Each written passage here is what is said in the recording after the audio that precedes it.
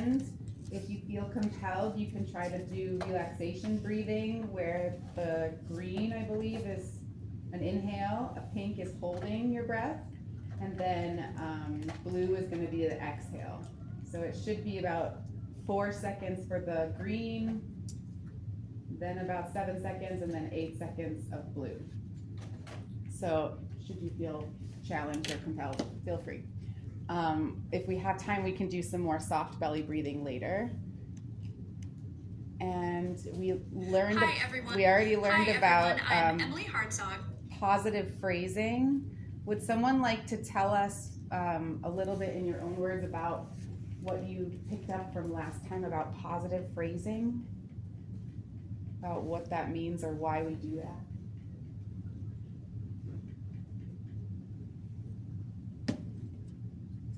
I think it makes like the connection with it like more personal, and also like instead of like just giving just like the ordinary talk, like we customize it to what they're doing, to what like you like actually like pay attention to what they're doing.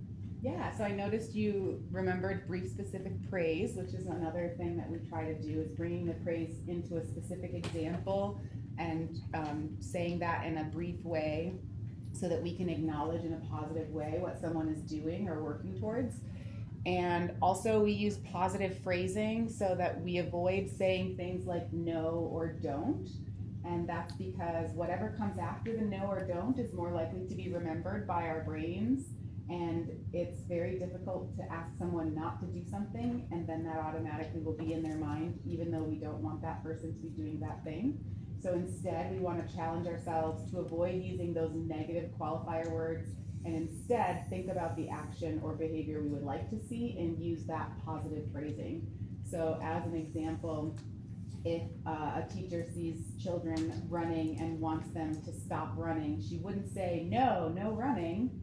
She could say, let's please use our walking feet, or let's be slow in the hallway, or, let's practice tiptoeing, or using some kind of directive that says what she wants to see instead of what she doesn't want to see.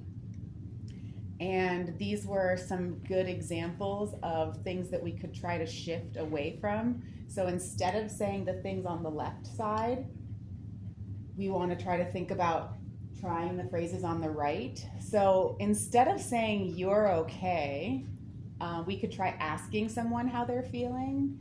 How many people have been told you're okay when they didn't feel okay? How did that make you feel? Irritated. Because number one, you're like, who are you to tell me how I'm feeling, right? I know better how I'm feeling, and I'm not feeling okay right now, so don't tell me that I am, right? Yeah, just like with you. Yeah, you feel the same way, like irritated if someone's telling you how you feel? Yes. Yeah, so it makes sense that people are often trying to reassure someone by saying you're okay, but instead of saying you're okay, you could try saying how are you feeling, or even if you're really not sure, you could say it might not feel okay right now, and it's gonna be okay, right? So it's okay to acknowledge that it might not feel okay now, and now is not forever. So it might feel better later, So it's okay to acknowledge that. Yeah.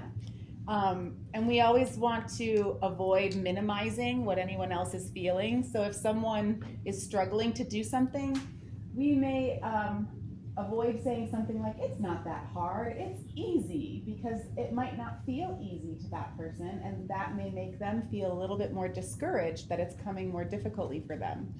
So much like our friend who was climbing over here, instead of her saying, I can't do it, we tried to say, this is difficult and you're doing it. You can do difficult things.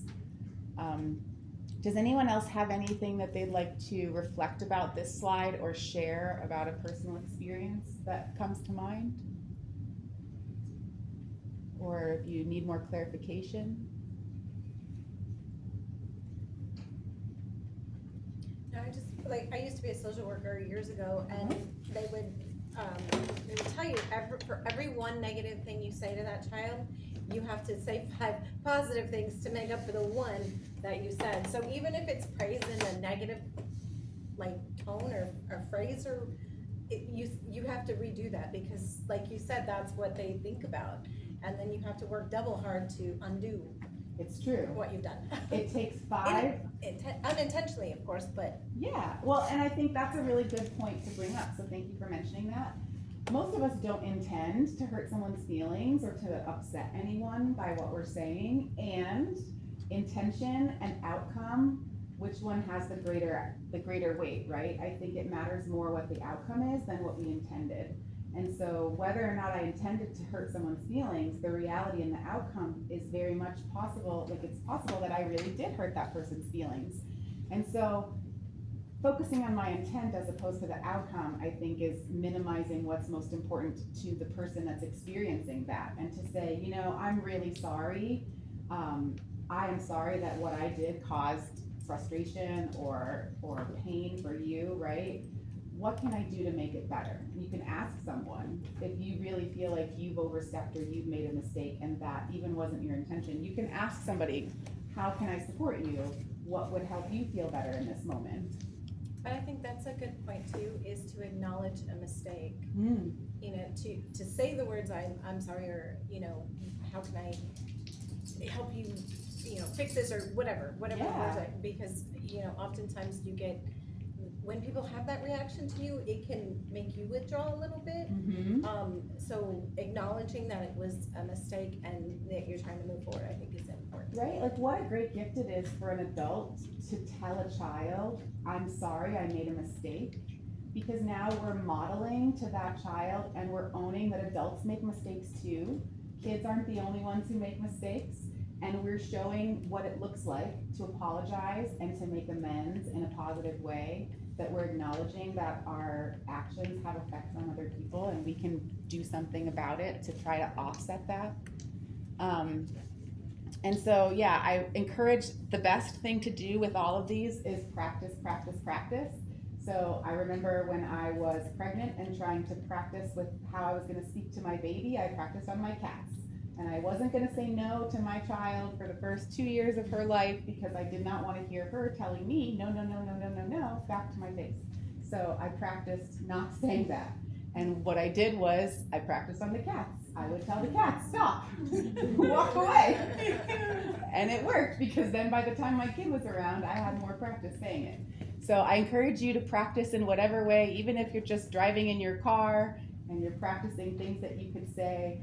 And the number one thing I would encourage everyone is, if you notice yourself slipping up and speaking in a negative phrasing way and saying the don'ts or the shoulds or the shouldn'ts, instead of beating yourself up, talk to yourself like you would talk to a friend. Say, it's okay, mistakes happen, and just let's try again, right? Yeah, gentle with yourself. And so at Owl and Panther, we really emphasize the process over the product. Does anyone remember what that means? Process over product? We're more like not as concerned necessarily like about the outcome, right? Right. About the journey. Yeah, so we have this big, huge pile of amazing artwork that we got back from the Tucson Museum of Art. And how wonderful it is when we have a finished project or a finished product that we can look at and say, wow, someone worked on this piece and came to the end and they feel good about it. And also, if they didn't, that's totally okay. We care less about this finished piece of art than we do about how the person felt when they were at Owl and Panther, when they were working on that piece of artwork. We care more about whether they tried new things, whether they felt like they belonged, whether they felt brave or safe to speak up or talk to other people in the group, maybe for the first time. And we care more that they have a good time and that they enjoy themselves. And so, as Sarai mentioned earlier, we want to talk about how we praise in a brief, specific way. So we would like to avoid that American trope of good job, which I think kind of comes across just everywhere. We hear a lot of it for little kids. People just say good job, good job, good job, and it almost feels empty. So it's a real challenge sometimes, even I catch myself saying it. And also, sometimes whenever you're in doubt, you could just think about as if you're the narrator in a story. And so if I were to be talking about what someone was doing and I'm noticing and I'm imagining that I'm the narrator, I could say something out loud like, wow, you tried that over and over again. You kept trying, you kept trying even when it was hard. Or, whoa, you colored with every single color that you had to choose from. That's really cool. You can just say something that's an observation of what you noticed. And maybe the person didn't notice that. And maybe they think, huh, yeah, I did do that. That's cool. And they feel better about that for a moment. Also, just saying, I like to minimize my own judgment or my approval of someone else. So I'm going to avoid giving a lot of compliments, perhaps. As much as I love Julie's shirt, maybe I'm not going to talk on and on about how much I love her shirt and how cool that band is. And also, maybe it's a good way to say, hey, wow, cool shirt. Is that a band that you enjoy, right? Is that the thing that everybody always says and then the kids don't know who the band is? But It's just a shirt, man. yeah, it's just a shirt. I don't know. It covers my body. Yeah. I did hear something that was funny that said, for every dude that asks a young woman if she knows the band, you should ask him how many women trust him. Yes. And I thought that was kind of interesting approach, instead of putting the youth on the spot. Okay, so it's good to just, I think, mention, especially if you see someone helping someone else, wow, that was really kind. I noticed that you waited for someone else to go first, even though you were really excited to try that game. And then that just draws some attention to the fact that, yeah, that might have been hard for them to wait and let someone else go first, and they feel good about somebody else acknowledging that. So here are some examples in the form of a role play, some of our former interns. So as you watch the story, just think about things that you notice, and then we'll talk about it at the end. Hey Allison, how's it going? Hi Amber, it's pretty good. I've been working on this drawing. I started drawing it on the bus ride home from school. I was really stressed out at school today, but then started doing this drawing, and it kind of it was nice. It made me feel better. Oh wow, well that's really good to know some things that might make you feel better and taking the time to do that for yourself. That's great. Do you want to show me your picture? Yeah, I'm still working on it, but this is what I have so far. It's a flower. Oh, that's wonderful. Yeah, have you seen this flower before? Yeah, so when I am getting off the bus and then walking to my house, there's flowers like this, like in the area right down the street from where I live. And so sometimes just when I've had a stressful day at school, I'll look at the flowers and just kind of helps me calm down. And so it was nice to be able to draw it when I was feeling stressed on the bus today. Well, it looks like you really take your time to look closely at things and apply them to your drawing. Awesome. Thanks so much for sharing that with us. You're welcome. Thank you. What did you notice in this story, in this role play, so to speak? We had a former volunteer or a volunteer and 3 interns. I think that instead of just saying, oh, nice flower, she really went in depth and be like, oh, have you seen the flower before? Mm-hmm. Can you tell me where you see it? Really asking more questions so that the person knows that, oh, they're listening, they want to know about the flower. Yeah, and what were the other people doing in the video? Were they talking? No, they were just listening, right? Yeah. So they were paying attention, they were noticing, they were showing with eye contact and with looking, they were smiling.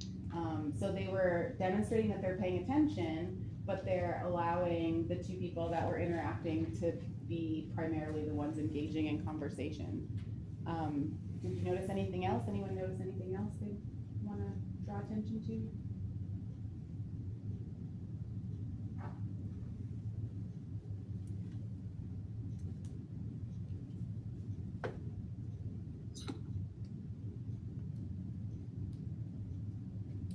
Okay, Here is a picture from one of our sewing classes.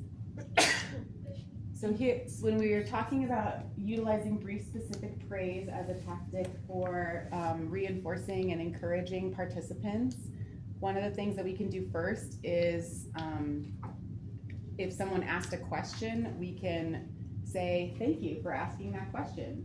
We can acknowledge that they had asked something and thank them for that. We can also just acknowledge that they gave a response regardless of whether that response was something that we were expecting. We can acknowledge and receive a multitude of different types of responses and even be okay with no response. Sometimes we might ask a question and it might just kind of like hover into the air and then nothing really happens and you're just kind of sitting there drawing and doodling going, did they hear me? What's happening? Okay, I'll just keep drawing in my picture, right? And that's okay too, because maybe they didn't hear you, maybe they didn't feel comfortable answering that question, maybe they didn't know how to answer that question, maybe they were distracted. So it's up to you if you decide that you want to ask again or just let it go. You can also affirm someone's thought process. You can say, like in the video before, Amber was saying, you know, I can tell that you really look closely at things and you apply that to your drawing. So she noticed something about the process that was happening. She could also say, I noticed that you chose red for that flower. You know, I noticed that you made the stem green. You don't have to have like a really astute observation. It can seem pretty basic and just mention something that you notice. And that may inspire the person to say, yeah, and then they'll tell you more. You can also help someone think about how they got to the answer that they came to, or if part of what their response is a correct response in terms of yes or no or right or wrong, and part of it might not be. You can pull apart first the part that was correct and focus on primarily the part that was right or that you want to see, the behavior that you appreciate, that you liked. And then if they feel like they're struggling or they're still working on the part that they didn't get, we can then do that next. You can also just let someone know that their idea was unique. And when in doubt, you could always say, how interesting. Can you tell me more? What else could you say if you were kind of stuck and trying to think about what to say to someone when you're maybe working on a Right Start together?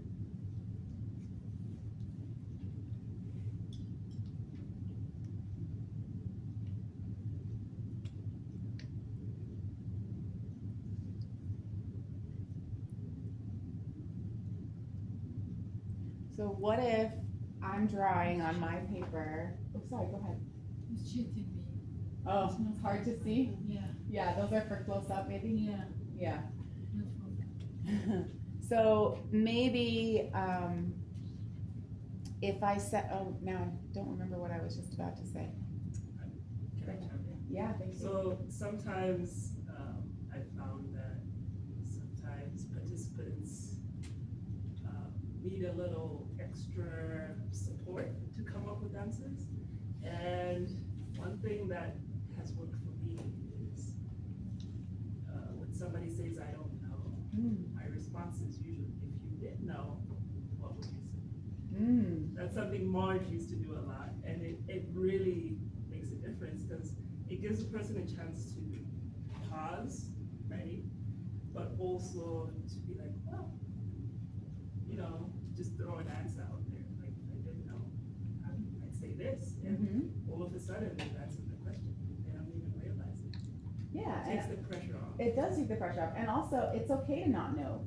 Maybe we'll figure it out together. I wonder where we'll look first. Or what might you know. Yeah. I usually do it for kids who, like, that's their default. Like, they can use the extra boost of confidence. And you can tell when you work with participants long enough, you can tell when they're facing a challenge with something. And so, you know, this is a safe space for a lot of people, and it's the place where they can make mistakes mistakes and not be judged is the place where they can maybe stretch a little bit, right? Yeah. Okay, let's watch a video about reflective response.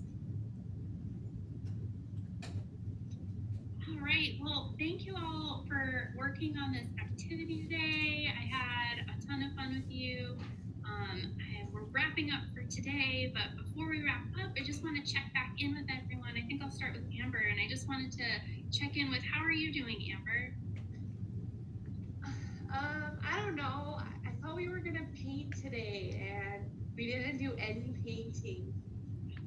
Oh, it sounds like you feel a little disappointed, maybe, because you were hoping to do this painting, and then we did something else that wasn't what you wanted to do. Is that right? Am I hearing you right? Yeah, I wanted to paint.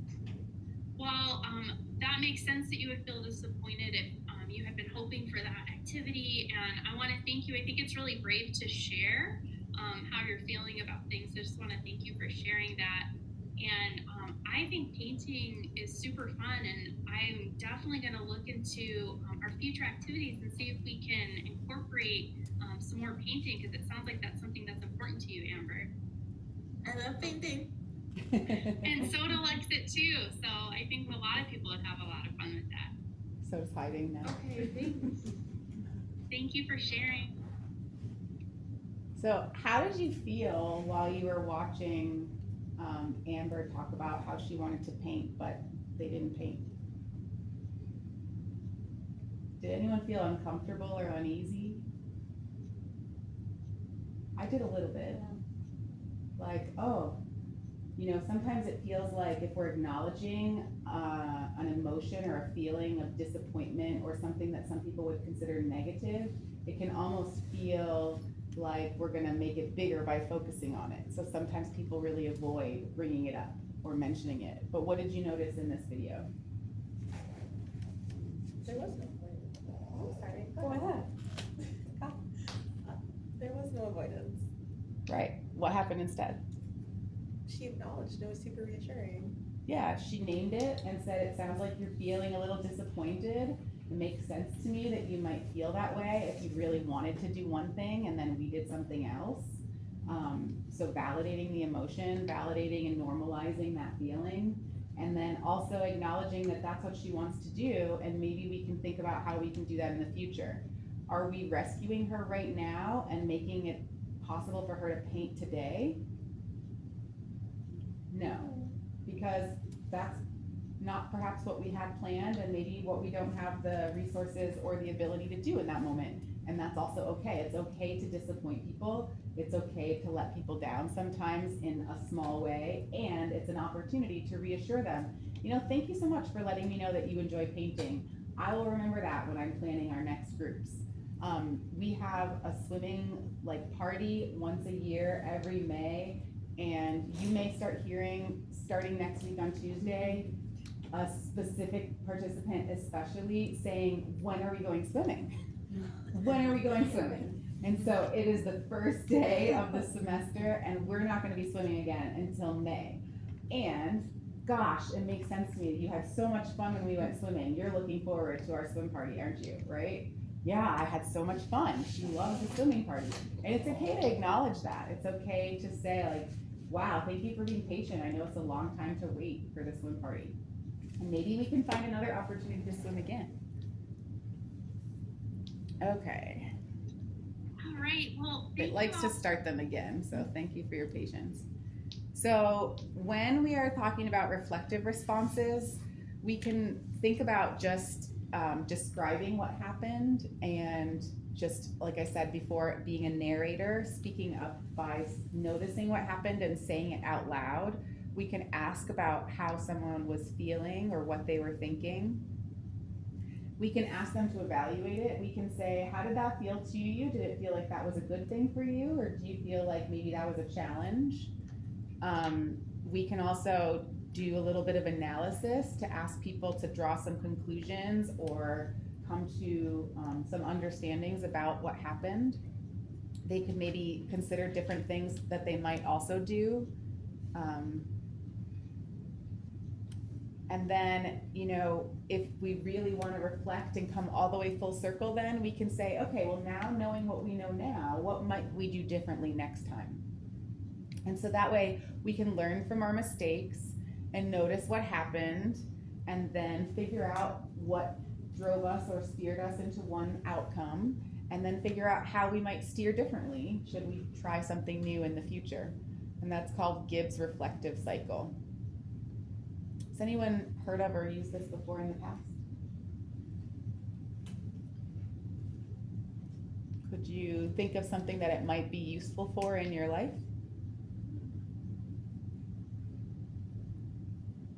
Crisis situations, Yeah, can you say more? trauma, or like, yeah, just, getting down to the core, of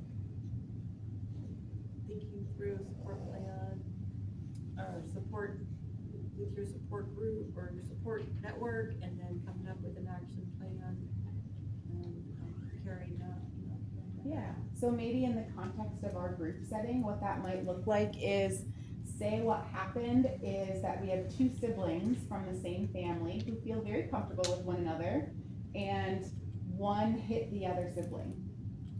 And then we might say, hey, do we, you know, keep our hands to ourselves in Owl and Panther, or is that an okay thing to choose? Oh, no, we don't do that at Owl and Panther, right? So then can we talk about how you were feeling? What happened that made you want to hit your sibling, right? We could ask them that. We could ask them whether that was a good choice or whether that might not have been the choice or the outcome that they had hoped for. And then perhaps they could handle that situation differently. So what's something else that you could have said, or what's something else that you could have done? You can also empathize with how the other person might be feeling. They were caught off guard and they were surprised and they weren't expecting to be hit, right? So then maybe they might have hit back or not responded in a way that felt nice to that sibling. And then if that came up again, you know, what could you do instead of hitting? What's another way that we could handle that situation? How do we handle these things in Owl and Panther? And asking the participant to talk through that is gonna help them be able to exercise that muscle in the future so that maybe they don't have the knee-jerk response of hitting their sibling like they might choose to do at home.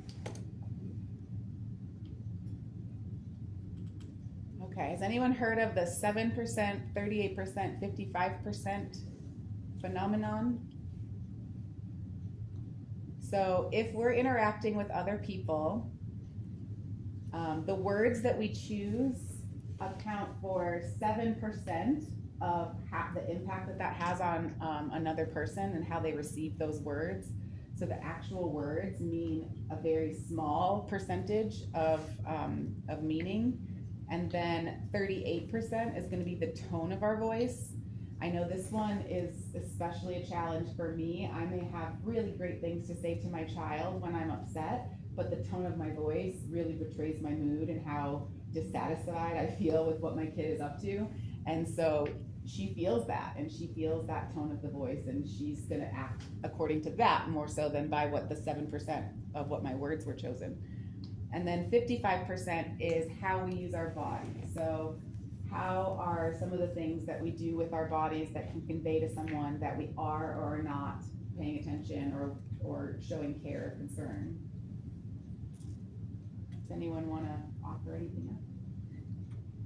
What are some things we can do or not do with our bodies to show people that we're paying attention or that we care? Immediately I think of eye contact. I see them, like, just not your head or your eyes, but also your whole body. So orienting your body towards the person that's talking or that you're talking to, right? So if I'm talking with you, I'm gonna turn towards you. Yep, sometimes we can lean towards someone like this, which also has the effect of neutralizing the vagus nerve and helping us stay in that parasympathetic rest and digest kind of calm social relation mode. How else can we show with our bodies that we're paying attention or listening? When you do facial expressions, like, you know, something is, you know, you just change them as someone speaks.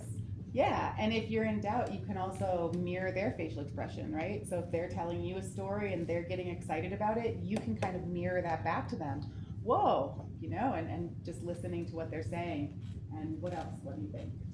Thank you for sharing that. If you're someone who struggles with eye contact when you're talking and listening, something that I've found that helps and also helps with someone who, for whom English is a second language, it like dually helps, is taking a pause. So for me, it's gonna be hard for me to fully listen or fully talk if I'm making eye contact, because it feels like daggers into my soul. But when I'm talking, I can stop. And then when I've stopped, I can look Mhm. and be very receptive and give a pause.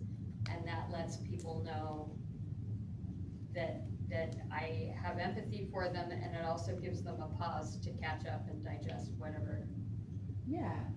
Thank you for sharing that, Julie. I think Julie brings up one moment. Julie brings up a really good point, which is that some people feel comfortable with eye contact and some people do not.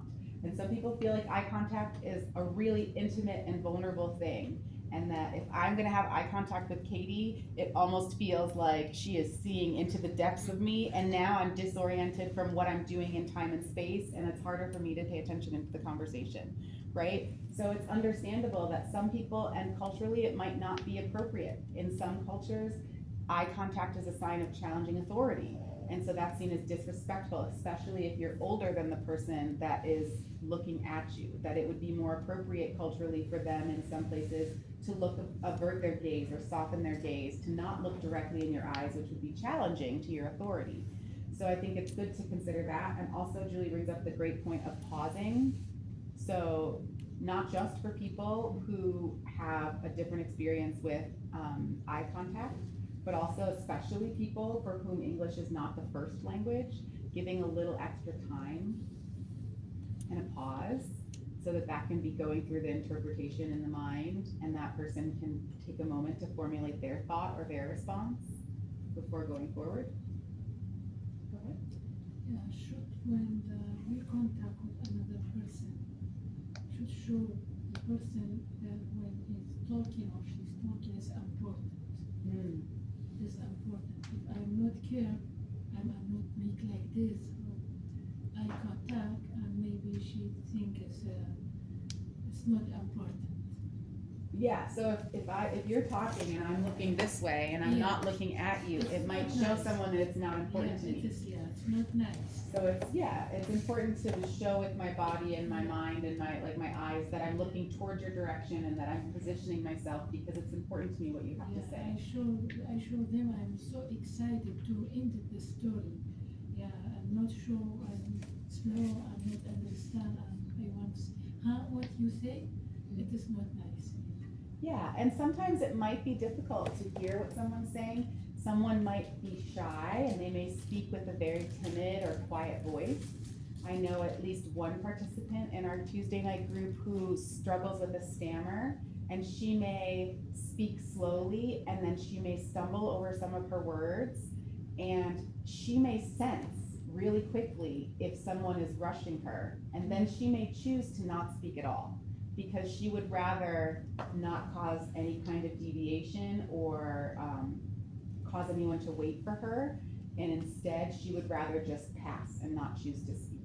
And so I really want to encourage all of us to just pause, like Julie said, and just listen and look and allow that person to take as much time as they need to say what they need to say.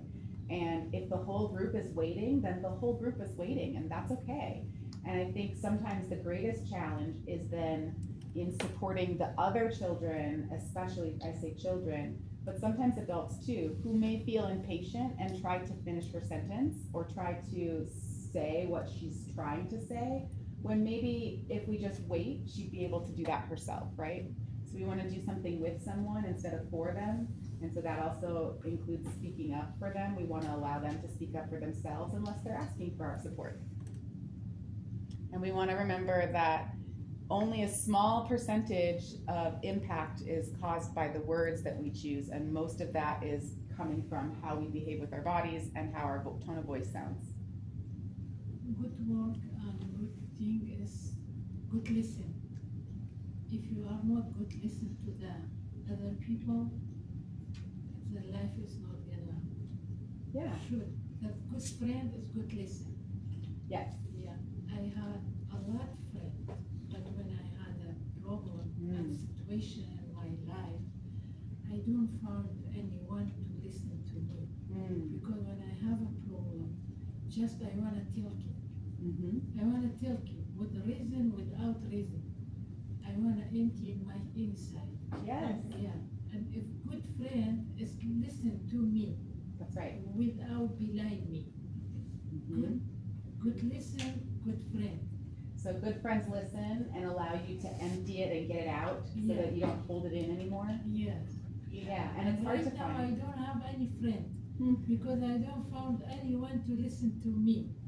Well, maybe in this room you'll find some good listeners since we're all getting good practice. But thank you God, alhamdulillah, my problem is finished. Yeah. Because every problem is be ended. Everything is a short. Mm-hmm. It should be ended. After when my problem is finished, when you come to asking me to help, it doesn't work. Yeah, when I am hungry, I could not cooking. I have a depression. I have everything in my fridge, but I could not cook it because I have a depression. If I open my door, I found some sandwich in my door. It is main very big thing for me. But when the problem is finished, you bring for me the sheep. Yeah. This doesn't work.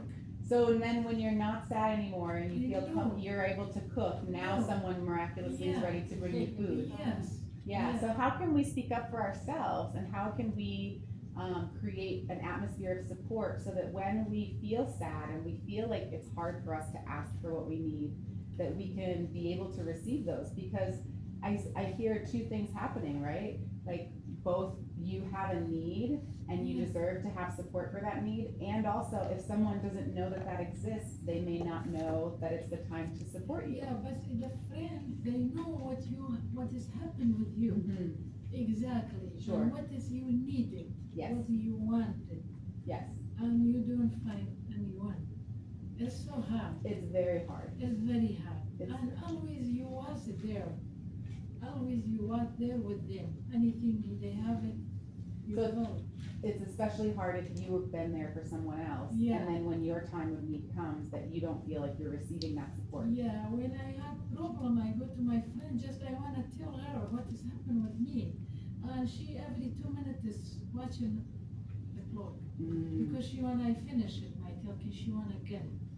You know, it's so sad. It is that, Yeah. because you're noticing what she's doing with her body. If she's looking at her watch or looking at the clock, you feel Yeah. rushed, or that she doesn't, Yes. she's not caring. It's a feeling me, I make her terrible. Mm, I take it from her time. feels like a burden. Yeah.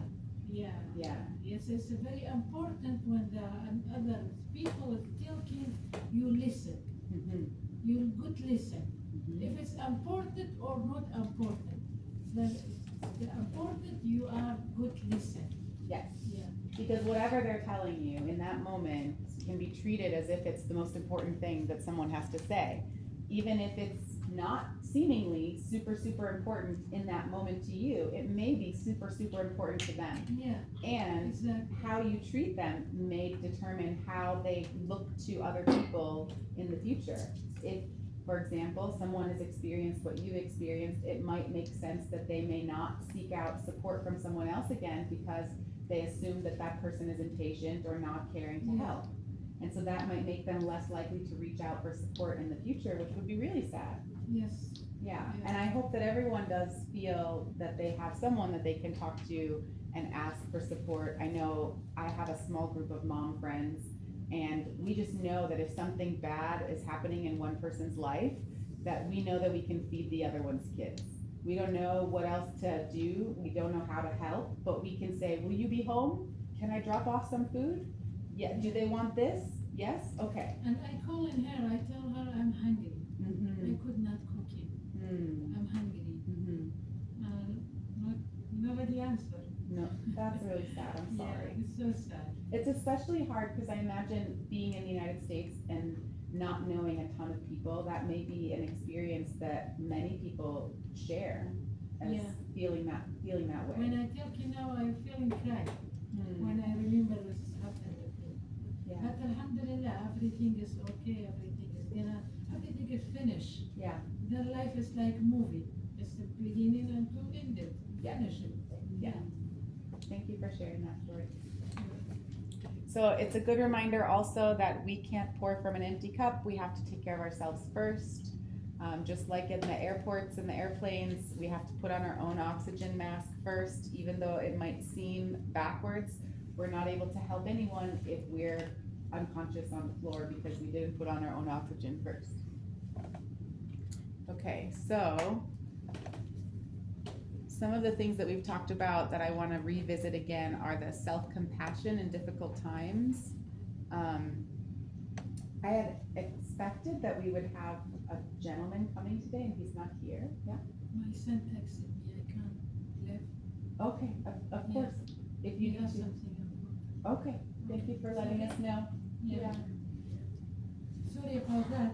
That's okay. I Thanks would for being like with finish. us. Yeah, of course. Yeah. And thank you for bringing your papers to Renata. Thank you so much. So I had hoped that we would have some question and answer with one of our board members, Emmanuel Owezu, who had intended to be here. I'm not sure if he's okay, or I hope he's okay. Maybe he just had something else come up from work. And we still have several of us who have been with Owl and Panther for a while, and some of us who may be new Americans that feel are members of the staff of Owl and Panther, if we feel comfortable receiving questions. So if you are open to receiving questions, please raise your hand. If you are open to have someone ask you questions. So I see Julie, Abby, Nadia, Renata, and myself. So if any of you have any questions, please, whatever questions you have, feel free to ask them. So I will say, which questions do you have? And feel free to direct them to all of us or to someone specifically. What made you guys want to be part of this? Yeah. So out of Owl and Panther? Yeah, for everyone. For anyone? Yeah. Does anyone prefer to go first?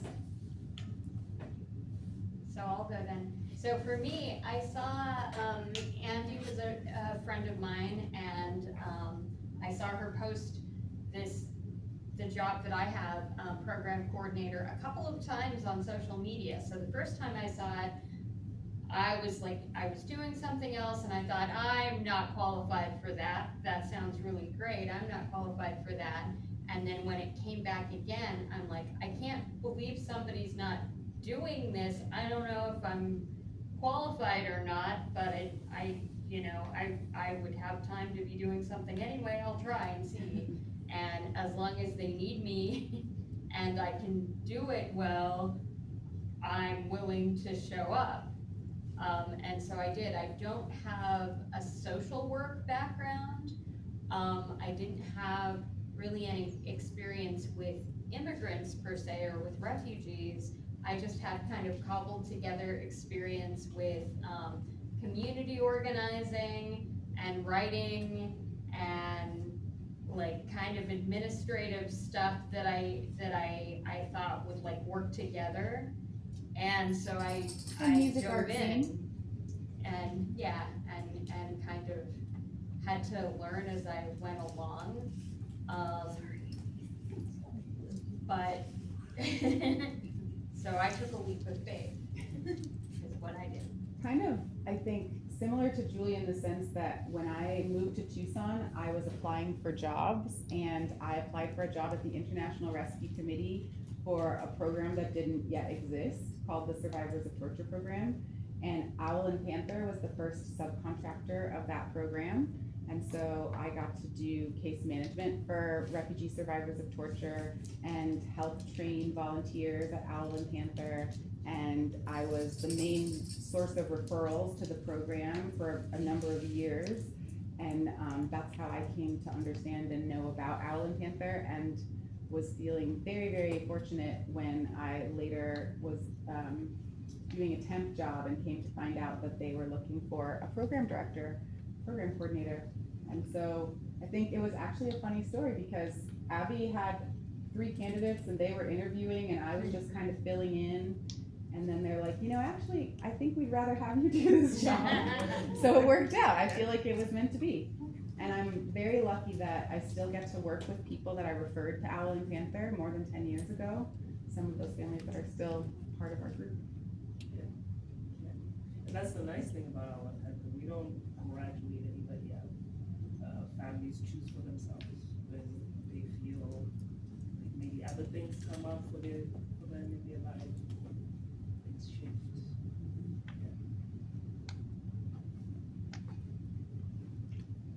Do you want to share how you came? Since I work with our Panther a short time after January, and I'm happy to work with refugee. It's like sometimes family have problem, and I'm also sad for this one. And after that, its problem is finished, and I'm happy with family also. And much like I think Ashti, you were helping before you were working anyway, I believe, like many people in community help others. Yeah, is it before it also is like I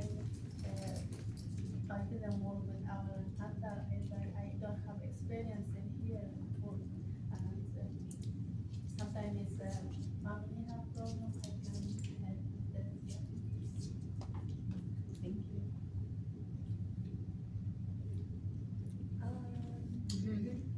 I also like Andy, so I'm coming from International Rescue Committee. I've always loved working with international communities. That's been my favorite. And it feels a little personal to me. So my family, we weren't refugees per se, but my family immigrated here from Jamaica. And so I feel like I get it in a way, what folks are going through coming to a new country. And I love helping people. So when Andy was like, hey, we met at a different dinner, and I'd actually heard about Owl and Panther through another friend. And I was like, this sounds awesome. So yeah, so I'm here. I also like helping.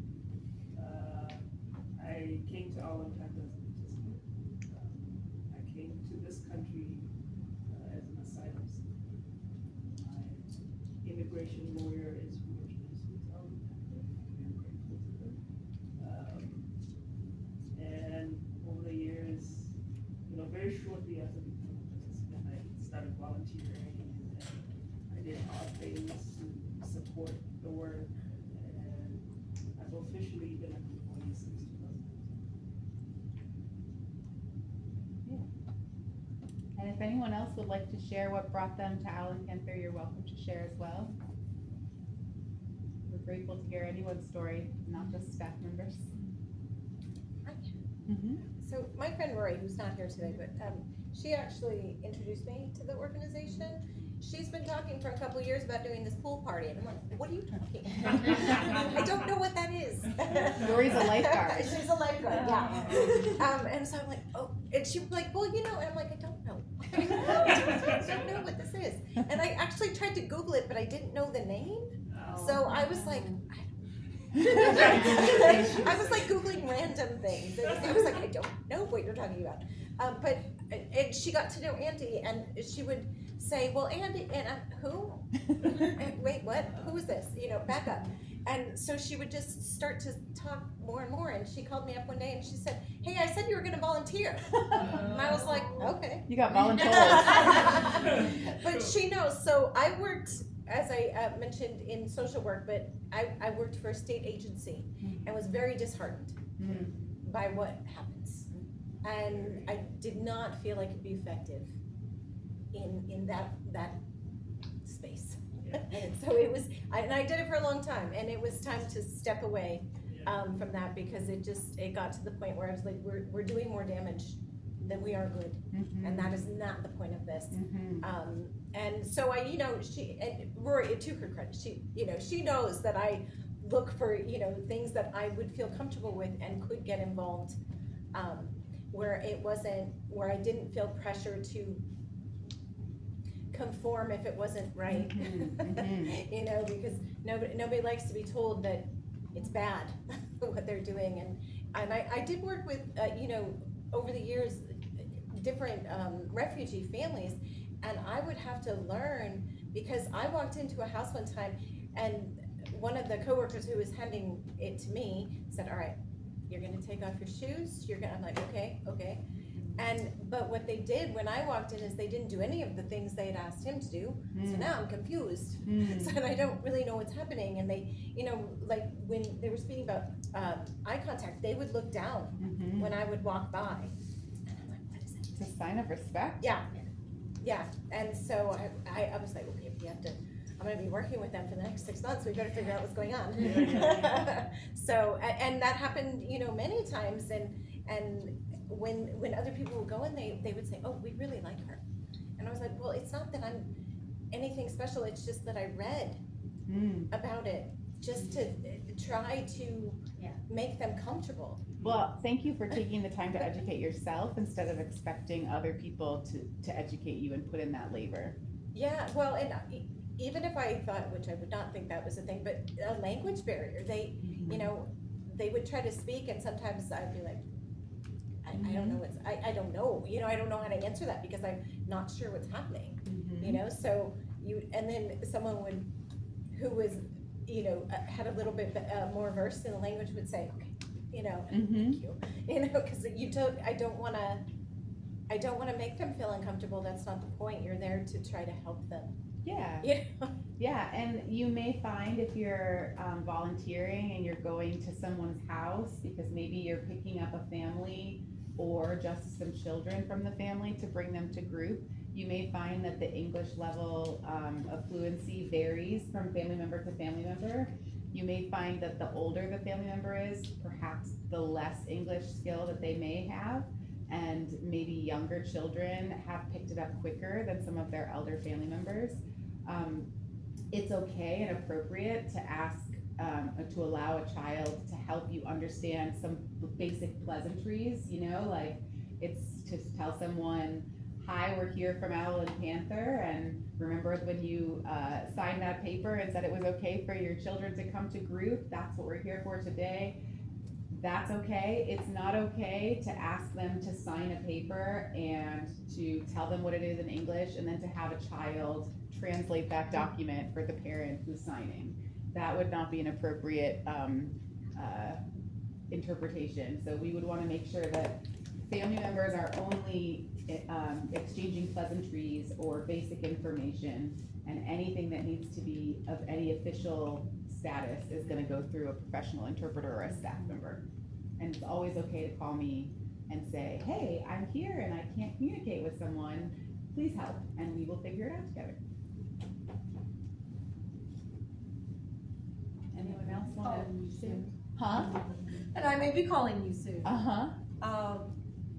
I can kind of share in here, and also because I have questions, and it's been ages since I've worked with the few refugee families that I was doing services for. I am working with Easter Suspect Foundation now, a nonprofit, as a parent educator, parents as teachers, and I just started like in July, and there was some mention of a referral that we had gotten for a refugee family. We were having issues with some transit gravity. I've been going back and forth with Andy about to try to see if this other parent educator might allow me to assist her in contacting the family. It's been like 2 or 3 months since we had the referral, and so some words were exchanged with my supervisor, and she's like, what do you, I mean, she's like, well, this is one of the few families that we've gotten that are not waitlisted through United Way, because our contracts do first things first, and we partner with United Way. And she said, how would you feel about taking on this refugee that Linda had, and the other refugees that are looking to get parental support, home visiting services. We provide like child development, developmental screenings, that sort of thing. We also do group connections, where we'll invite the families out to, just any sort of event that we organized or another nonprofit has organized, so that they can go out and meet other families in the community. So I'm just absorbing everything. I'm just here to kind of relearn how to, I guess, interact, and the customs and some differences in morals and values and things. So when we start taking in more refugee families, I'll be a little more versed in it. And how many of you were able to go through the Refugee 101 training through the Tucson Refugee Ministry? I know some people may have had trouble with the website. I just want to make sure we all circle back to go to the Refugee 101 that's on the Tucson Refugee Ministry website. They have some really great videos.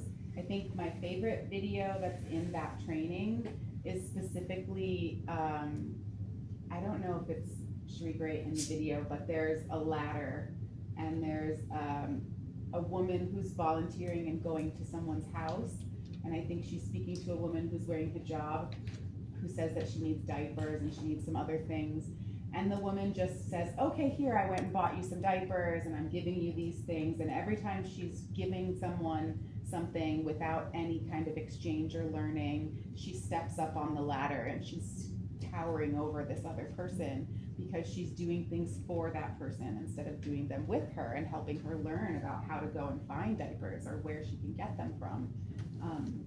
And so that's just one of the little great moments in that training. So I will also give the caveat that Tucson Refugee Ministry is a faith-based organization. Owl and Panther is not. So any faith-based messaging that you may see in that training does not apply to your service here at Owl and Panther.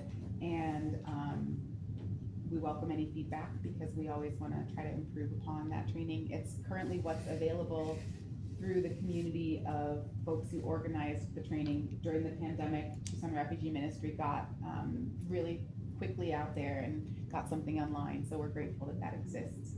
And also, it's best when we can do that monthly training in the community, and it's interactive and it's represented by multiple agencies across Tucson.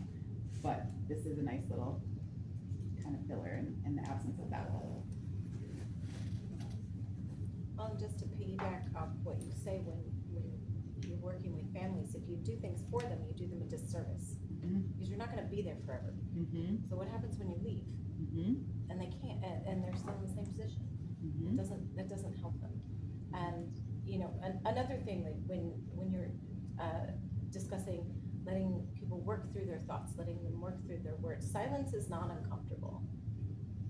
It's difficult. It's hard because we're trained to not let that happen, but it's okay.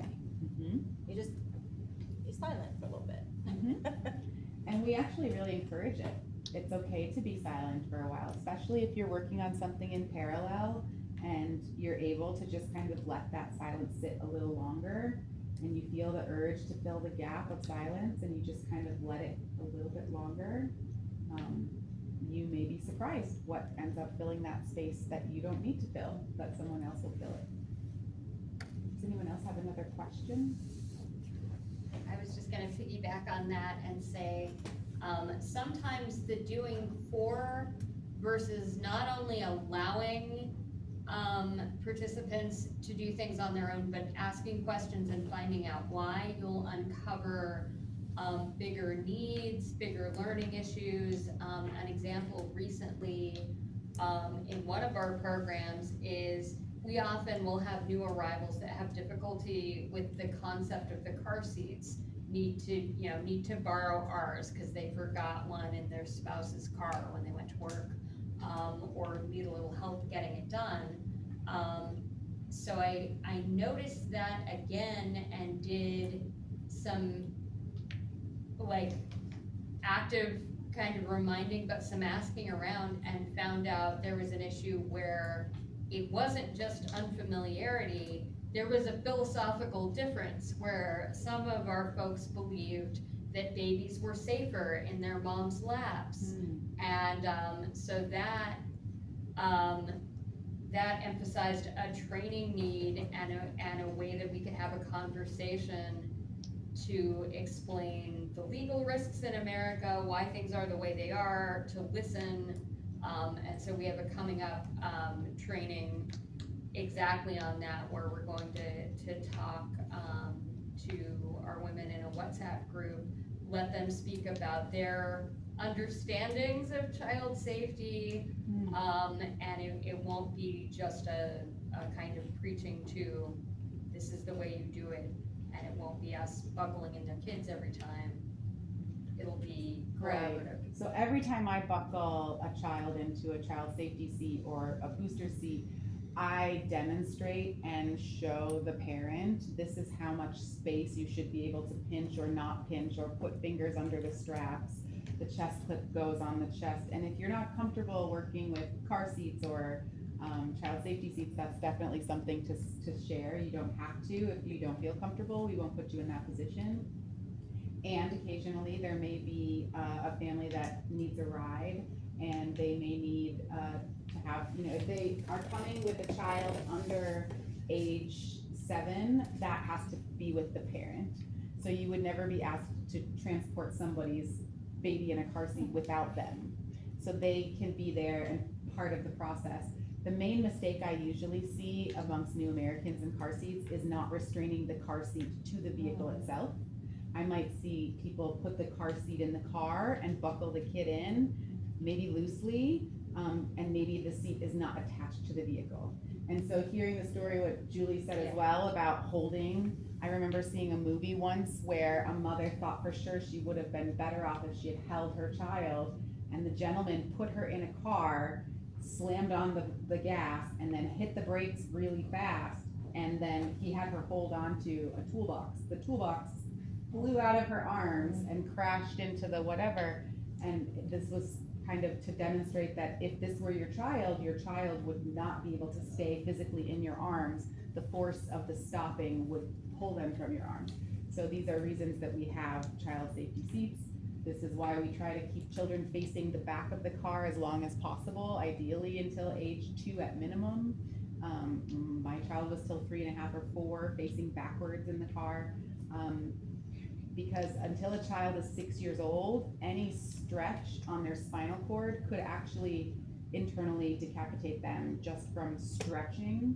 And so with the movement like this of a head getting stopped short stretches the spinal cord, and that can cause paralysis in a small child.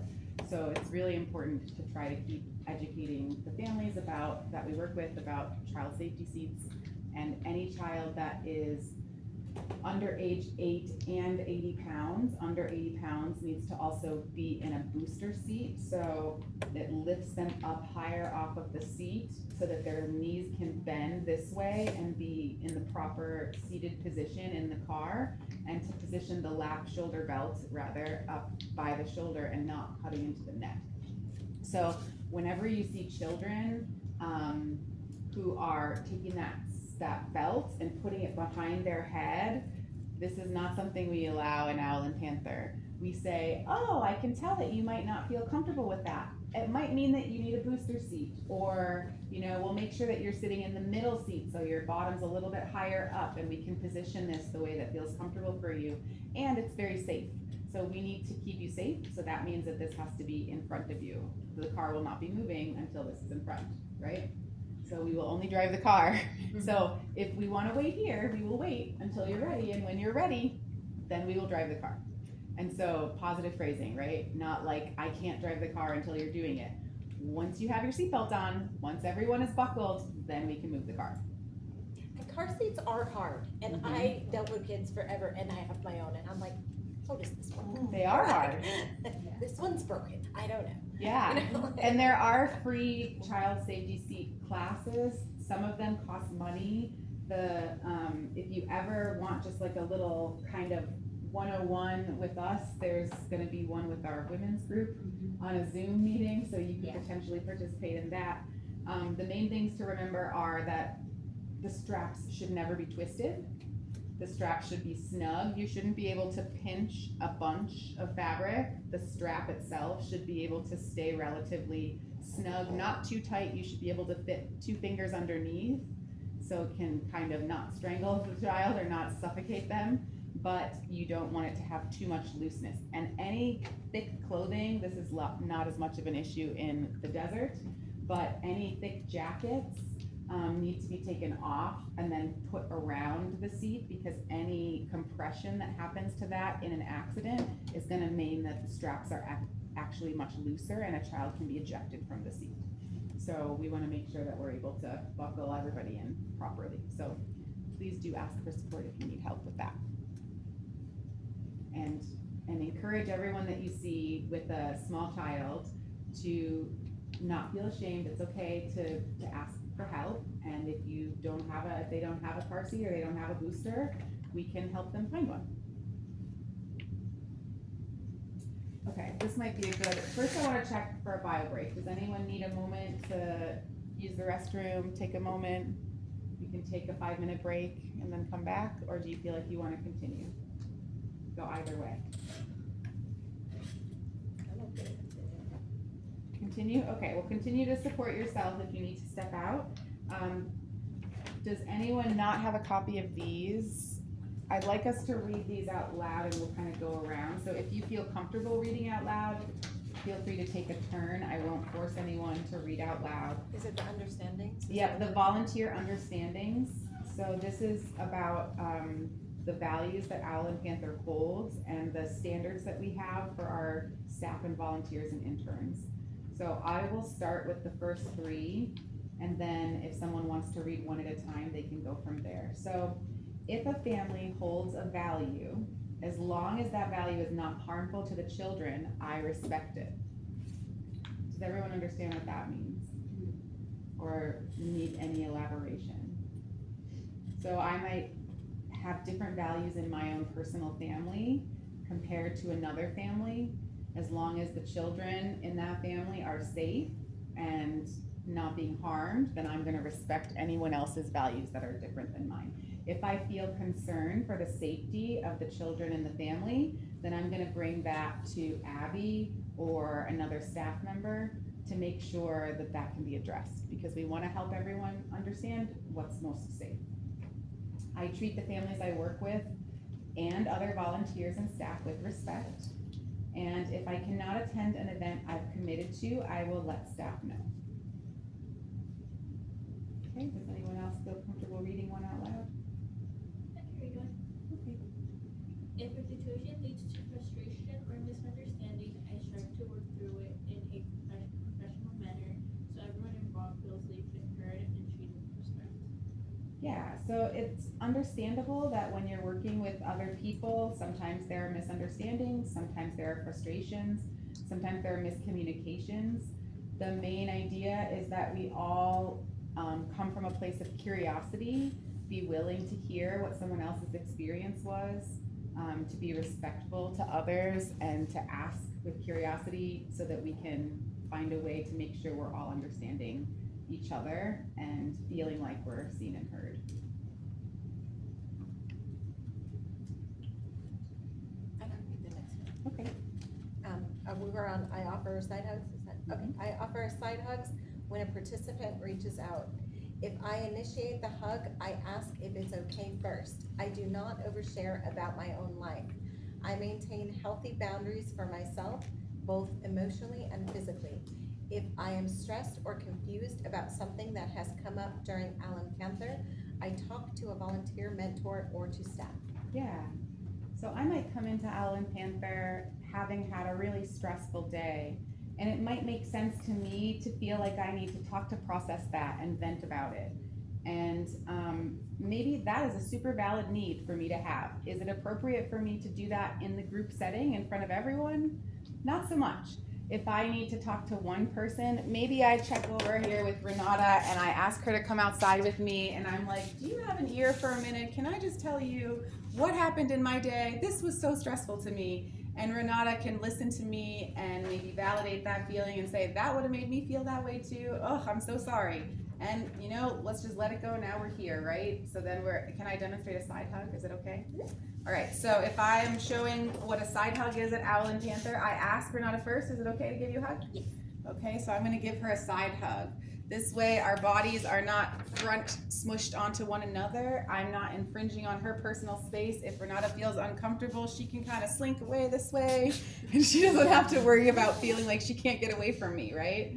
And sometimes younger children, especially smaller kids, might just run up and they might like throw their arms around you.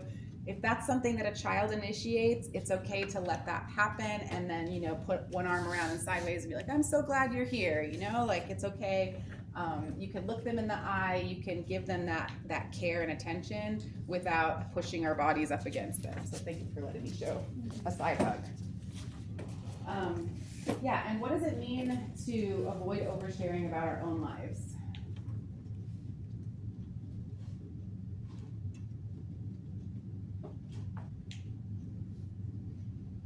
Oh, the last week, the re-traumatization. So potential for one of your stories to possibly trigger that. Yeah, I could be sharing what seems to me like just an average story about my daily life experience or somebody in my family or something that happened. And that might be really re-traumatizing to someone else. They might have a similar experience, or I might not have even considered a way that it is re-traumatizing to them. And also, there can be a bit of a power differential then, whereby maybe other people feel like it's their job to comfort me and make me feel better. And if that's distracting or detracting from the group focus, or if it feels like then more attention is focused on me, then it can really kind of disrupt the balance and throw the group off. So everyone that comes to Owl and Panther is deserving of support, and if you need support, it's totally okay to pull one person aside, ideally before or after group, and ask for that support. And then while we're between 6 to 8 p.m., as much as we can, we want to try to focus on the here and now of where we are and what we're here for. Okay, whoever feels comfortable can read the next one. I only want to share is confidential and do not share outside of group beyond what families might share publicly in poems and art. Photos placed on networking sites should be posted only through staff. Yeah, so if you see what Owl and Panther puts on Owl and Panther's Instagram or Owl and Panther's Facebook page, you're welcome to reshare those things. Those have already been cleared by staff. That's been determined to be appropriate. I think that's just the safest bet and ideally how you would operate. That if you're choosing or wanting to share other things on your social media especially, or with people outside of this group, I would really pause and question ourselves and say, why am I wanting to share that? Is that because I want others to think highly of me because of something I'm doing to help other people? Is that something that I want to share and educate someone else about? Is it my place to speak up for or about other people in this way? And really just think about those things before we're choosing to post them, and then default to sharing what is shared by Owl and Panther. We make it a priority to only share photos that are non-identifiable. So not showing someone's, you know, very unique wedding ring on their hands, not showing faces, not showing name tags. Ideally, we're avoiding taking photos from the backside of someone and showing their backside on an image.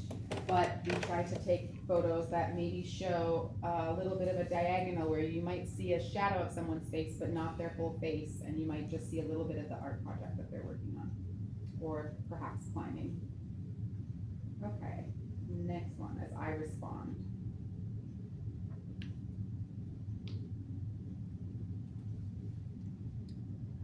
I respond to distracting or disruptive behavior with a positive approach and redirect behavior.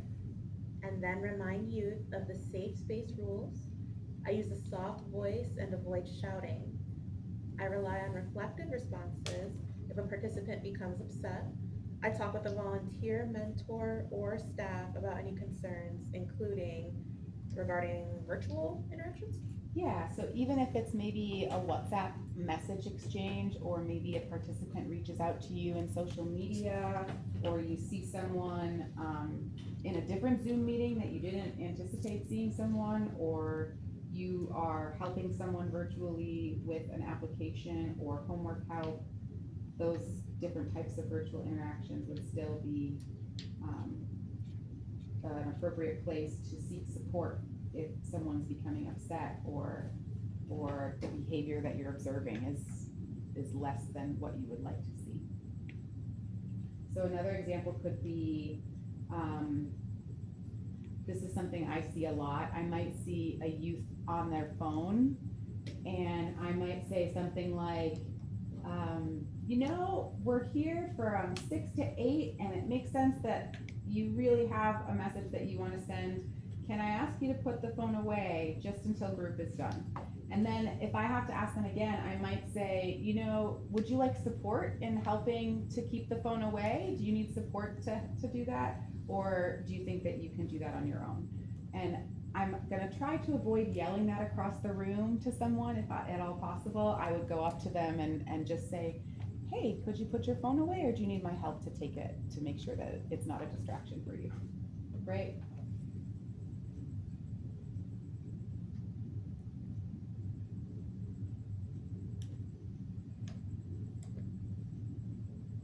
So I guess in relation to that one, then the next one is piggybacking. I listen more than I talk, and present in the moment. I refrain from texting and using phones in group unless it's related to the group or an emergency. So you may see me using my phone sometimes in the beginning of group. That's because I may be fielding volunteers who are lost or trying to pick up a family and maybe they're late. So please, if you see me looking at my phone, you can assume that that's a coordination effort. Same for Julie, for example, if she's coordinating an Afghan program event, or Renata if she's organizing an event. We want to keep our phones as much as we can away, because we want to model to participants that we're focused and we're present. And we also want to, it says, while establishing relationships with other volunteers is part of my goal, I recognize that during activities or outings, my focus is on the participant with whom I'm paired. So what does that mean?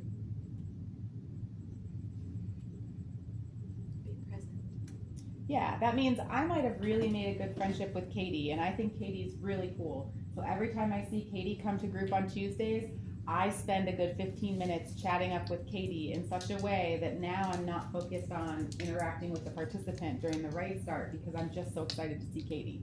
So Katie's awesome. And of course I would want to get to know Katie. And also I can do that outside of the group 6 to 8 time, right? I think we see that a lot of times with volunteers, especially more in the pandemic when we didn't have as much social time, and then we would kind of get in person in this room, and it's so exciting to see people that are going through similar stuff that we're going through. Maybe they're in a similar program in the university to us, or maybe just this experience together is shared and we want to catch up, and that's natural. And also let's try to make sure that we allow a little time before or after group for that. I refrain from broadcasting my buying or donating anything for a specific family. So, do you want to give an example, Julie? Yeah, so very often in our Afghan program, we get funding or we get donations from other partner organizations where we have a limited number of supplies for people.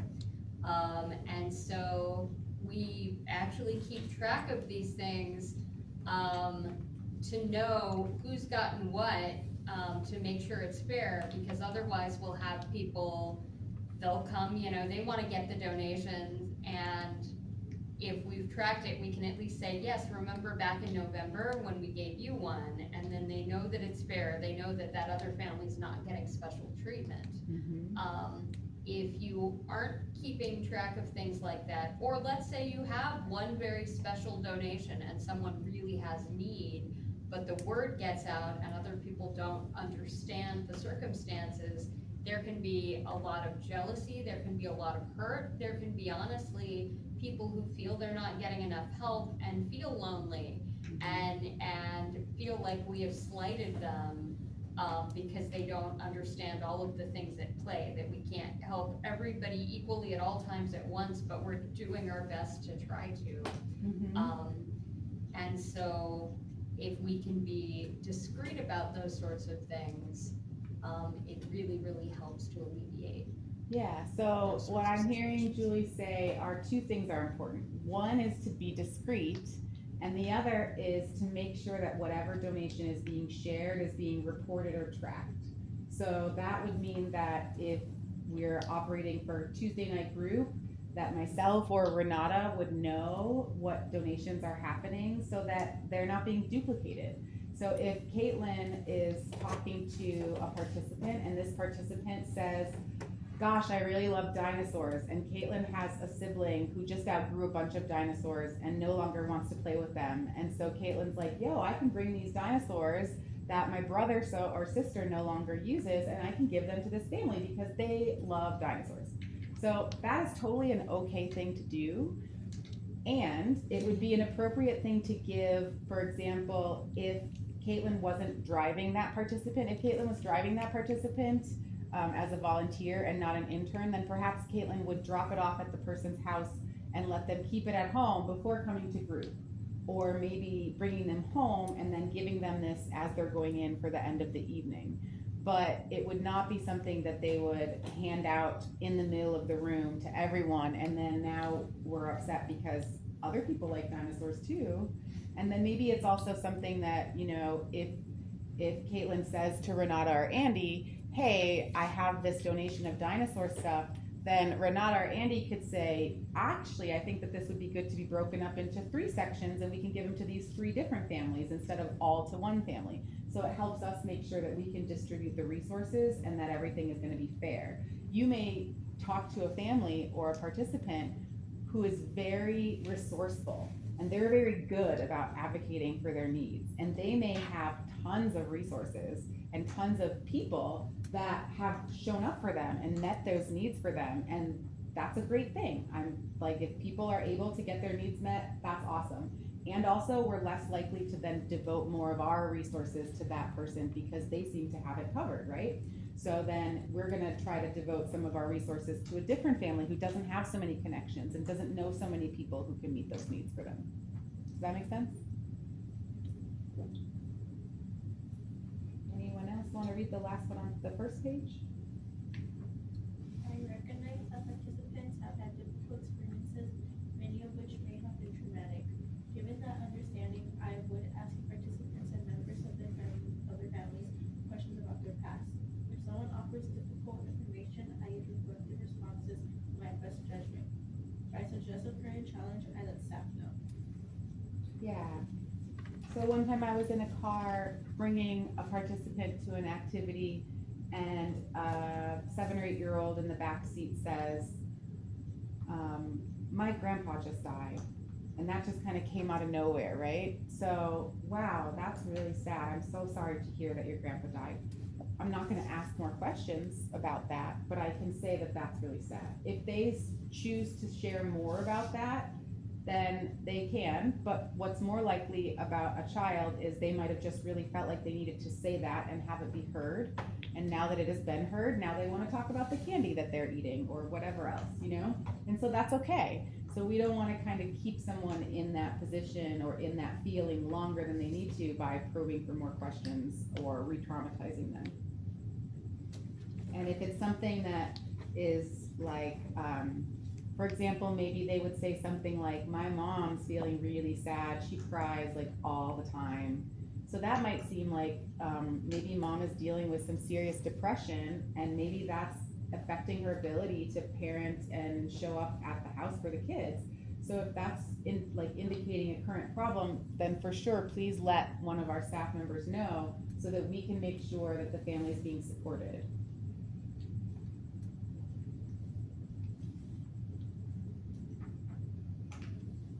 And I would always just err on the side of communication. It's okay to say, I'm not sure if I need to talk about this, but I just wanted to mention that I noticed this. And we're gonna say, thank you so much for bringing that to me. I really appreciate you mentioning that. Here's a little context. it really helps that you shared this for this reason, or it makes sense to me that that would cause concern. I felt the same way, and this is the actual situation. So it's better to have a dialogue about it than to not mention it at all, and perhaps it to go unmentioned and someone not receive support.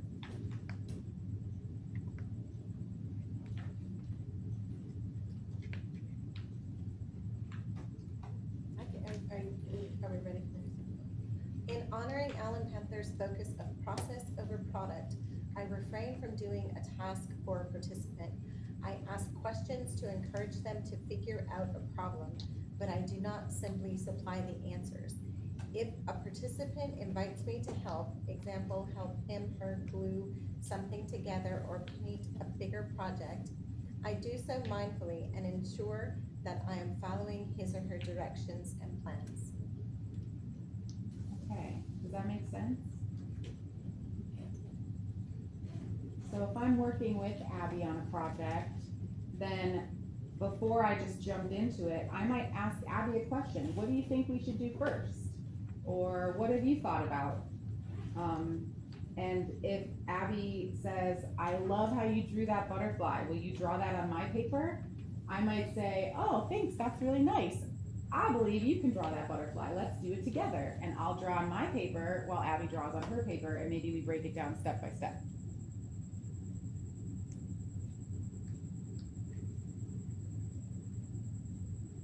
Okay, so we stay with our assigned participant or with the group for the duration of the activity or the outing.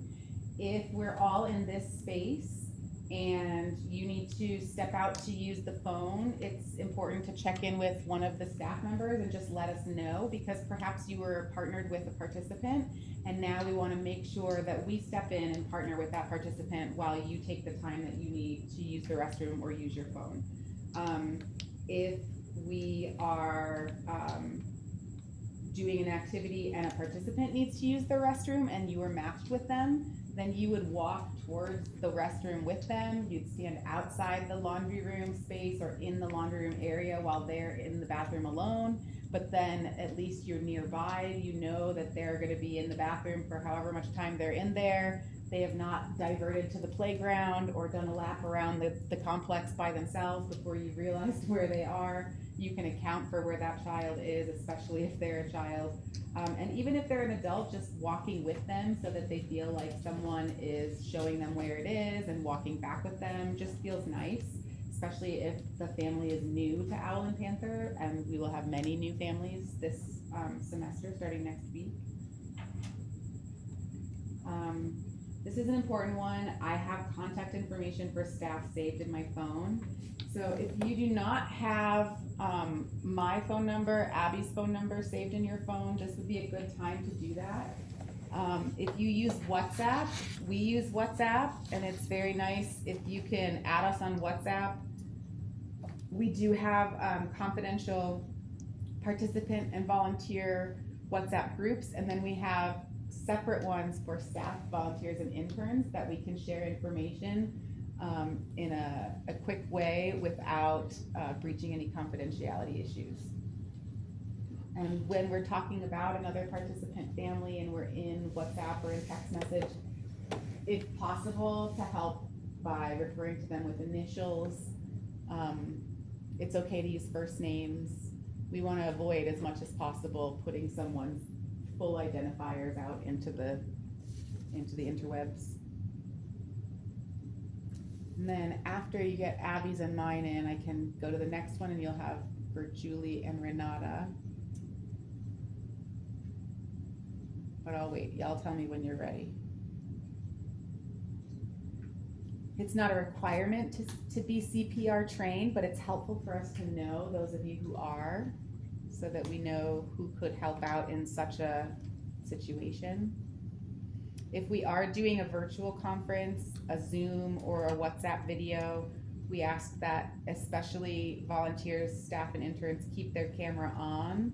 And if there's an issue with like a connection, you know, sometimes my Wi-Fi acts wonky and I need to turn off my camera so that I'm not glitching and getting stuck.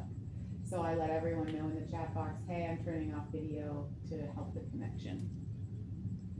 Or I have to go in the other room, I'll be right back.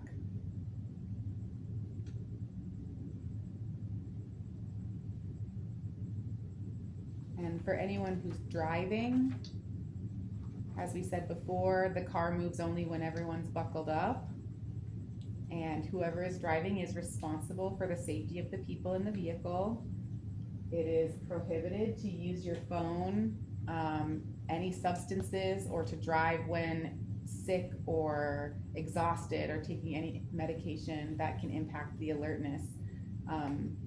It's really important that we can be communicating if we're not in a place that we're able to drive, so that we can have as much advanced planning to cover for that if necessary. Sometimes my physical health is really not in a place where I feel like I can adequately drive a 15-passenger van, or Abby may not feel that way, and we communicate that to each other, and then we shuffle things around with the team. And the same happens with volunteers, driving participants. We rely heavily on volunteer support, and so the most advanced notice that you can give us when possible. If you're not feeling well and you know the night before you're not sure, it's okay to say, you know, I might feel okay tomorrow, but I'm starting to feel a little weird, just so we make a backup plan, just in case. And then if you say, actually, I'm feeling so much better today, oh, we're so glad. But we had that opportunity to plan just in case, and it's not something that we're finding out 5 minutes before someone was supposed to pick up a participant, and now there's not enough time for someone to get them to group on time.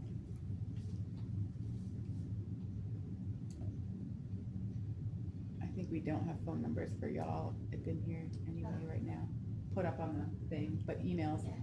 So Renata's email will be accessible in the next week or 2 weeks, but she will be renata@owlandpanther.org when she's set up. And then we have Nabila and Najia also.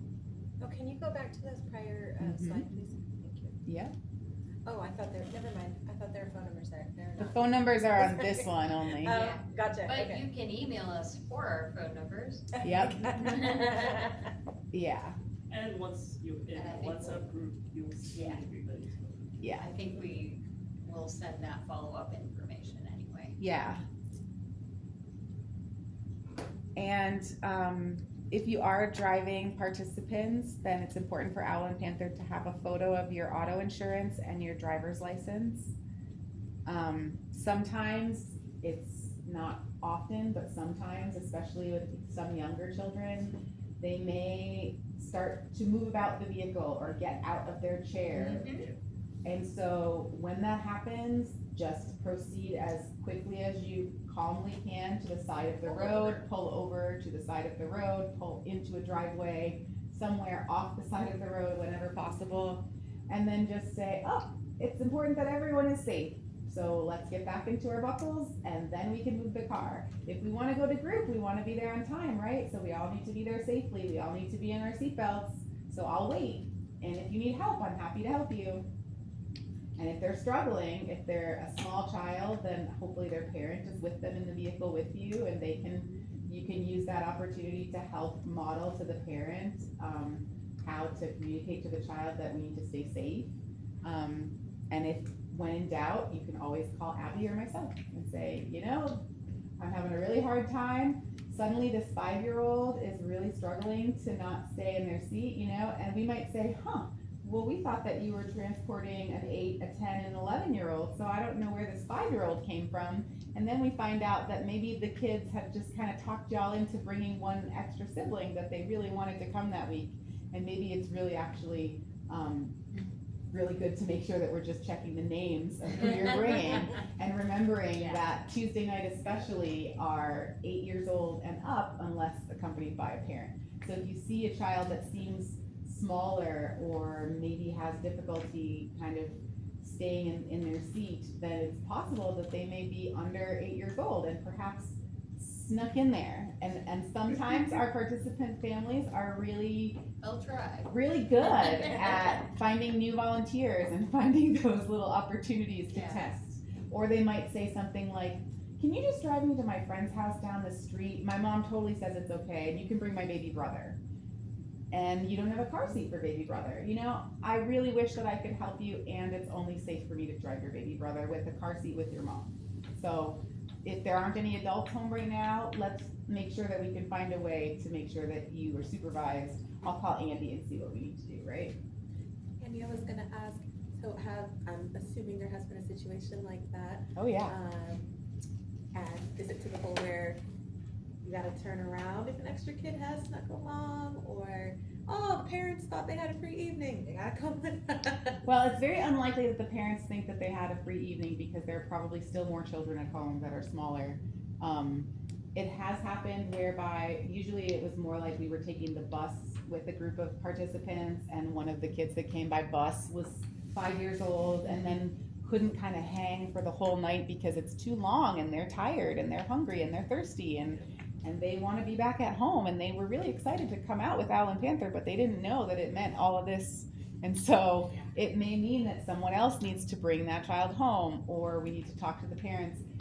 There have been a couple instances where, now this participant is here, and so they're going to be here, and we just make sure that the eldest sibling, who perhaps is, 16, 17 years old, is also helping to make sure that this child is provided for, because they know best from home what this kid needs, right? And also during the pandemic, we actually had a group close to their home, and we would let the little ones come. We Yeah. let like 3-4-year-olds come, just because it was a At the great park. opportunity for them to be outside. Mhm. But it was within walking distance to their home, and so we weren't really transporting anybody, because then that comes with liabilities, and we need to make sure that when we're asked to transport specific people, we're getting those specific people. Right, and so if you're asked to transport someone, you will have a list of the names of the people. Sure. You have a list of the names of the people and roughly their ages if it's the first time, whether or not they have a booster seat or a car seat. Ideally, no one should have to have a booster seat or a car seat unless it's a small 8-year-old or a 7.5-year-old that we've allowed to come because they can stay in their seat and they just have smaller stature, so they use a booster in the car to be safe. But you could be helping with Afghan program, in which case you'll have very likely a family, or part of the family, and With a then car seat and a you very booster. often will have car seats and boosters and kids who maybe aren't quite used to being in the car seat and booster. Yeah, so I was driving the 15-passenger van on Saturday, and I went to the first family's house, and I buckled in the seat and the booster seat and the car seat, and the mom was sitting in between in a row of 3, and that was great. Then we get to the next house, and I've installed the car seat, I've installed the second car seat, and now the child is screaming in the car seat and does not want to sit in the car seat and be buckled, and she is just adamantly no. And she gets out of the car seat and is now running back into the house, and no one's sitting in a car seat, and we're waiting, and then it comes to find out that the kids really want to see their dad. Their dad's not home. Their dad's not at work that day. It's a Saturday. So they really aren't going to get in that car seat unless dad comes and gets in the van too. So here comes dad. Now dad has changed. Dad's in the van now, and he's sitting back there holding one child next to the car seat, and the other child is in the car seat, but it's not buckled. And so this is my opportunity to say, thank you so much. I can drive once everyone's buckled in, and both kids need to be in their safety harnesses. And so I still see one little boy that still needs to be in his car seat, and once he's in his car seat, then we can go. And so it's really important, because sometimes you might get that. I had one of those babies that just really hated being in the car, didn't want to be in the car, didn't want to be restrained, and you try whatever you can to make it less miserable for the drive, so it's not just crying the whole time, and also they need to be buckled. And sometimes, very rarely, but sometimes it might be, well, maybe this isn't a good time or a good day to come to group. Yeah. Maybe, if dad wasn't around to be there that day and mom was by herself with 4 children, and the 4 children were a bit much for mom to handle by herself, and I knew that we were having very few volunteers to support that week, I might say, you know what, I wish that we could do it today. It sounds like today's not a good day. Let's try again next time, right? And then I'm gonna call, if this is an Afghan program, I'm gonna call Najia or Nabila to interpret that in their native language, or I'm gonna make sure that that's communicated so that I'm not just leaving somebody and then not explaining what's happening. so the last one that is children are walked to their doors. So when we go to the home, we walk up to the door, we don't just beep the horn and let somebody come to the car. We walk up to the door, we knock on the door, we introduce ourselves to the parents. If parents are coming with us, great. If not, you would have known about that and you would know that you're just bringing the participants. So you can say, thank you so much, I'll see you back at 8:30, because maybe you're picking up at 5:30 and you'll have the participants back home at 8:30. So you say, I'll see you back at 8:30. They understand that. Now we're walking back to the car, buckling up everyone, helping the smaller ones get in there, making sure that they're being patient with each other if they're siblings, right? And then when we're going home, we're walking participants up to the door. Thank you so much. I hope you have a great night. We'll see you next week, right? And we're reminding everybody that we're Owl and Panther. Maybe sometimes Owl and Panther is not always clear to, and people are just like, who are you and why are you at my house and you're wanting to do what? Take my children where?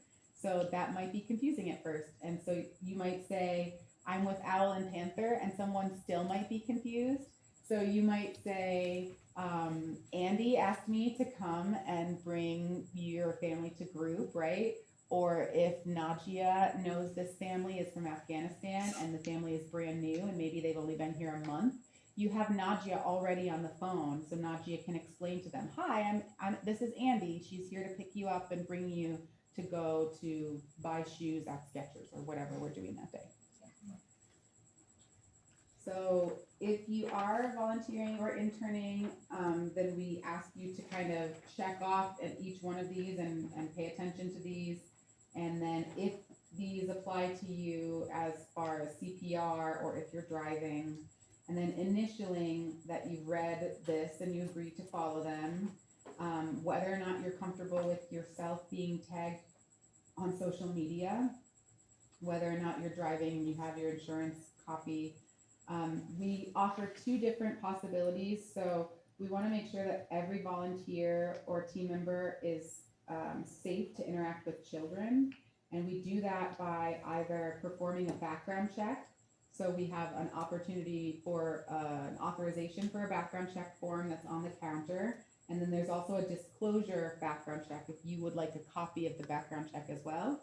Ultimately, if you happen to have an Arizona State fingerprint clearance card, and that is an active valid card, I think they're good for 3 years or something like that. So if you had to have one of those for a different job or for a different volunteer opportunity, just taking a picture of the front and back of that card is sufficient, and then you don't need to have a background check. Owl and Panther pays for the background check, so you do not have to. Depending on where you're from, that can cost Owl and Panther up to $50. And so we ask that you only agree to volunteer and commit to needing the background check if you are intending to volunteer and spend time with Owl and Panther over the course of, ideally 6 to 12 months or more. If you're not sure, it's okay to say you're not sure and just hesitate before we go through a background check to conserve Owl and Panther's funds. I have a question. When it comes to the transportation, if we don't feel comfortable, do we just not comfortable by transporting? Do we just leave it blank? Yeah, you can leave it blank. And so interns, for most internship programs, interns are prohibited from transporting participants. There is a slight work around that in the sense that people who do feel comfortable, this is not required, but those who do feel comfortable have chosen to volunteer that time to transport because they wanted to have the experience. I'll give an example. An MSW intern who is able to connect one-on-one with an 18-year-old participant and may have interviews that they want to do for their school project, and they know that driving to and from group is one of the rare times that they're going to have to converse and talk about those types of things. And so they may choose to volunteer 1 hour every couple weeks to drive that participant because that's valuable to them and their experience, knowing that they cannot count that 1 hour for their university internship. They have to count that as a volunteer. Does that make sense? And also, it's not required. I have a question. So if you're okay with driving, but say not comfortable with a 15-passenger van. for Ah, example. yes, that's fair. So that's a staff task, so Okay. Yeah. we Okay. generally only ask staff to drive the 15-passenger vans, and Oh, we I've been have, trained, I had to do it, but it was Yeah. not. a good yeah, thing. we generally don't ask volunteers unless it's like a close volunteer connection with a staff member, and that's been pre-arranged and they're comfortable doing that. Yeah. So should Okay. you want to do that in the future? I should not. Okay. Just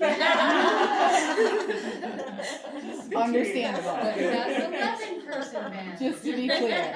Nope, don't want to do the vans. I really like driving the vans personally. I think it's nice and efficient. I like to be It's a able to, party bus. yeah, Oh. Yeah. it is I a party actually had bus. to do a training course Hmm. in a 15-passenger van where Oh, you had wow. to floor the van as fast as you could, Oh, and then geez. they timed your reaction time to slam on the brakes. Oh, fun. No, it was not fun. That sounds very terrifying. It was, I hated avoid every slamming moment on of the it. gas at all possible It if I was can terrible. help it, and the brakes as And well. I am proficient at backing it in and parking it though. Yeah, they have cameras now too, which make it a lot Oh, easier. see, there was not that. Yeah, we're the Yeah. So the closest things coming up that would be, so a week from today, we have core group, the welcome back. We'll make our brave space rules. We'll do some tissue paper flowers, perhaps some origami, some kinds of choice, maybe some coloring pages. But mostly we're coming back. We're gonna reconnect as a group for the first time since the summer. And we're gonna talk about what we're doing in the fall. And then the following Tuesday, we're going to be, I should pull up this calendar thing. Hi.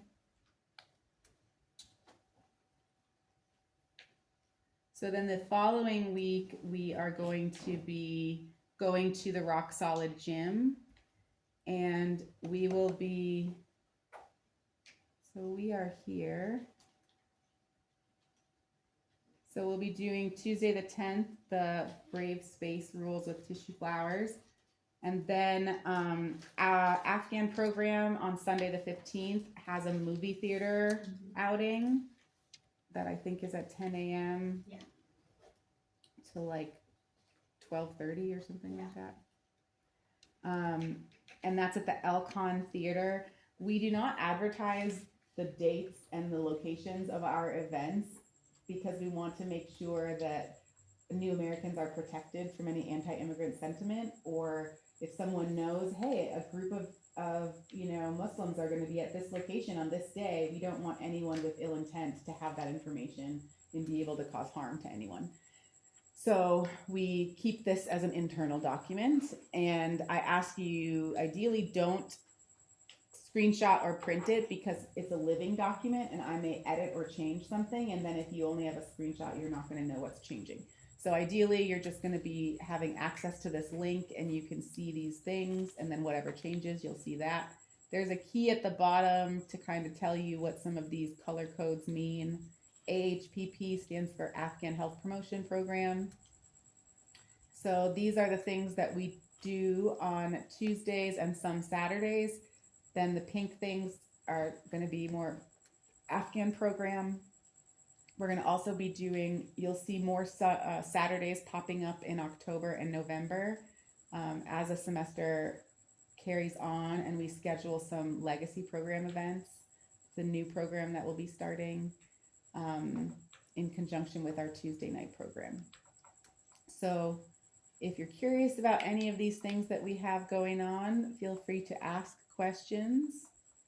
If you're available and interested in attending some of these things, we hope that you will mark your calendars and join us, especially if you're able to drive participants. This semester, we're also going to be going to Valley of the Moon.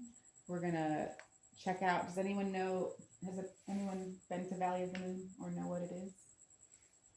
Julie, would you like to share? Yeah. So it is a landmark in Tucson that was, it's almost like kind of a living set, a living little village.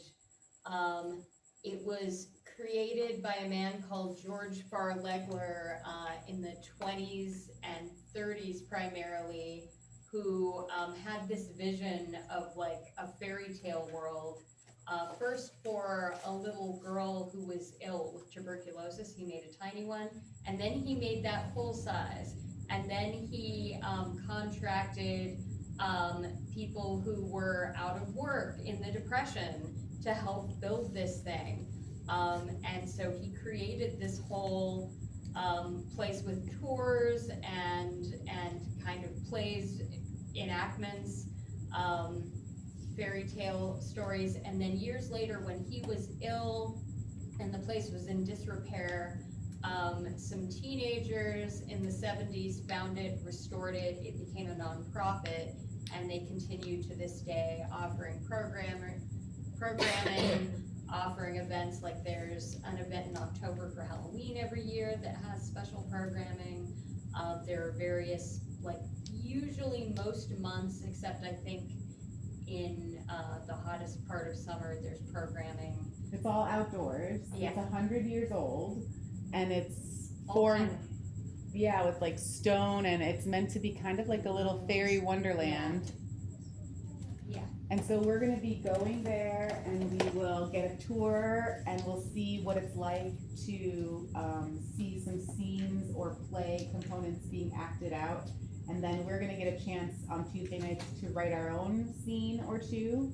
And then next semester, we will act in our own scenes, and we'll have an event where we'll share some of that with the community. Which again is not usually our product focus, however, it's our 30th year, so we're trying to offer a little bit more in this coming year to showcase some of what Owl and Panther does. And yeah, so thank you all. I know it's just after 8 o'clock, so I appreciate it. If you have any questions, please feel free to ask them. And if you've signed paperwork, you can leave it on this table for Renata. And yeah, thank you very much for being with us. If you're able and you'd like to help clean up, then we appreciate and welcome back.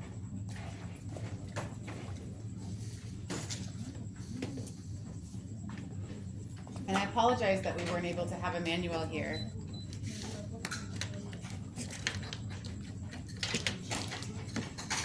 He had confirmed he was coming, so I was confused.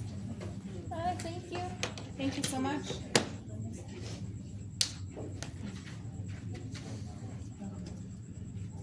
Oh, we forgot to close, huh? All right. After 8.